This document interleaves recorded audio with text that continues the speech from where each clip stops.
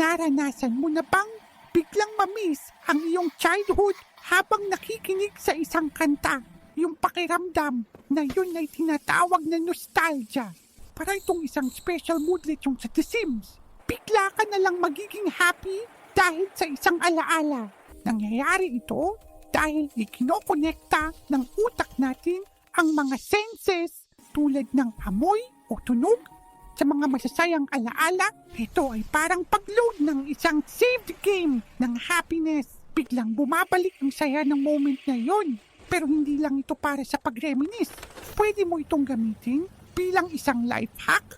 Kapag nalulungkot ka o stress, subukan mong isipin ang isang magandang alaala.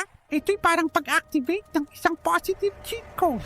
Ang sad moodlet mo ay mapapawasan at mapapalitan ng confident o happy moodlet. Pinapaalala nito sa'yo na marami kang good experiences at kaya mong malagpasan ang anumang hamon ngayon. Kaya sa susunod na mamiss mo ang nakaraan, ngumiti ka. Ibig sabihin, marami kang magagandang alaala na baon mo. Gamitin mo yan para maging mas matatag ka today.